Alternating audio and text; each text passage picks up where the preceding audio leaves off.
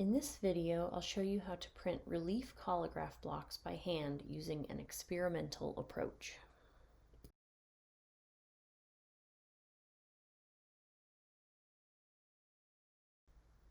To begin, you'll need a baren or wooden spoon, a brayer, some ink and paper, and of course your blocks, which are fully dry. For this demo, I'm using Akua color inks. I'm braying one of my blocks that was cut into with an X-Acto knife. As you can see, the brayer picks up on even the most subtle marks that are cut into the board.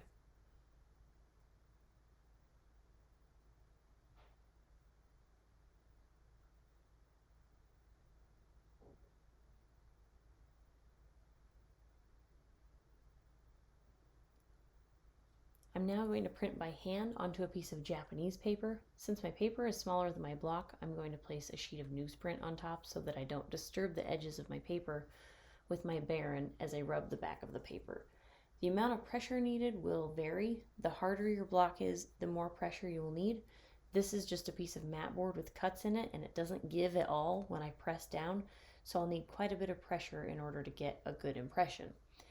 If the newsprint drags too much, you can remove it. You really have to get your whole upper body into it for a block that's this hard. And this turned out to be a fairly light impression. If I want it to be darker, I could use the press to print, but I'm going to keep it and add more layers.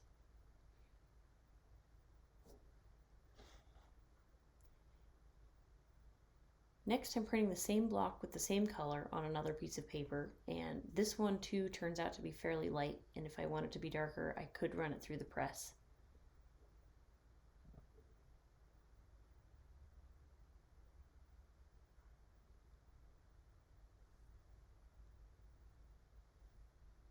Next, I'm printing a block with felt and twine onto a few more sheets of paper.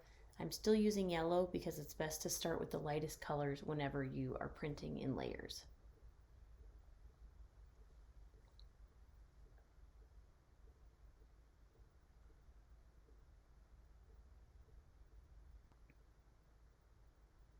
Now I will print this same block as before, but I'm going to print it in a light green. I'm starting to layer some on the same paper, and notice that I didn't clean off the block before inking it in another color. If you want to, you can clean off your block in between colors. You can just gently wipe it with a damp towel and some soap, but do not soak your plates or run them under water.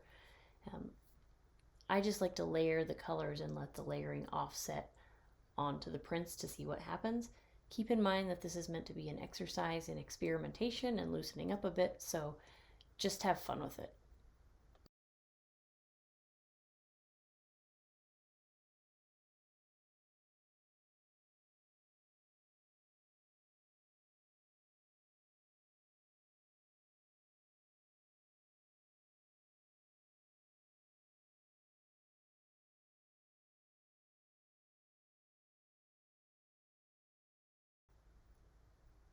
Next, I'm inking up this block that has a mesh on it in a dark green.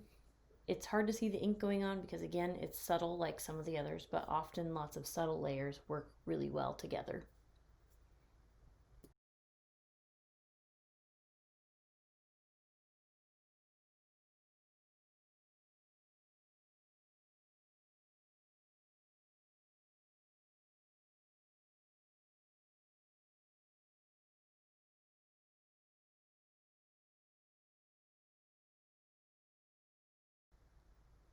This is my rubber band block. I don't need as much pressure when I print this because the rubber bands give under pressure and the ink can smear if I press too hard.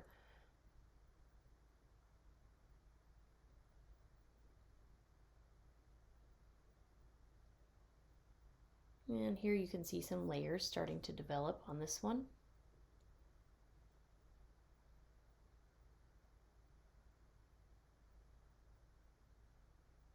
And this time I am going to gently wipe the block with a paper towel and re-ink it in a different color. It's up to you whether to clean your block in between colors, but do be considerate of other people if you're sharing brayers and inks so that you don't cross-contaminate colors that someone else is trying to use.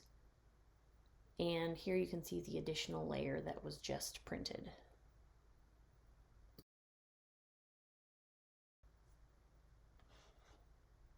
And now I'm inking this one again, and I'll print it on top of a different combination.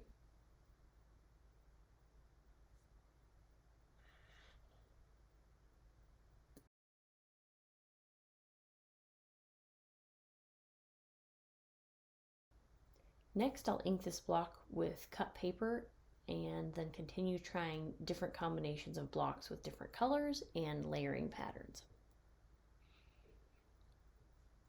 Experimentation is really the key to this process. The more you try, the more you'll understand how to achieve certain textures and layers intentionally. This is that same block printed on the press. This is a shape cut out of craft foam.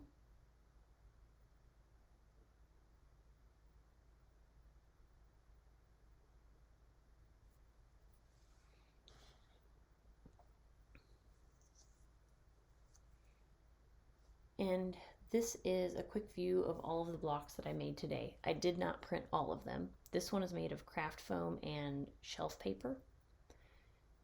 This one is rubber bands and cut paper. This one is more rubber bands laying on their side and layered. This one has the cut styrofoam and the drawing with glue. This is craft foam cut out into a shape. This is again cut craft foam and twine. This is one of my negative shapes cut out of craft foam on a piece of cardboard. This is a leaf. This is shelf liner, textured paper, and a flower. I did not print that plate in this video. This is cut paper and cut mat board. This one is twine. This one has twine, felt, and masking tape. This is cut mat board and masking tape. And finally, this is my mesh produce bag. And finally, here are some of the prints that I made from different combinations of my blocks. This one has that hand as well as several other layers to it.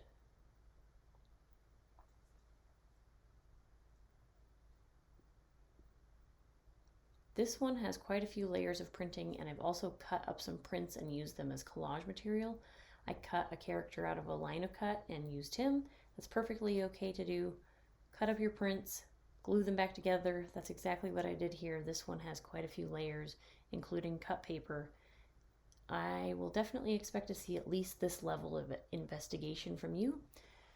Remember, we are looking not only at the formal qualities, but also your level of investigation and experimentation. You're going to want to have about 8 to 10 plates and at least 5 final prints with 3 layers in each one, a minimum of 3 layers in each one. This one has a lot of prints cut up, reconfigured. This project is all about the experiment and visual play. You can really be free with this, and remember, this is just one approach. Feel free to try out as many others as you would like.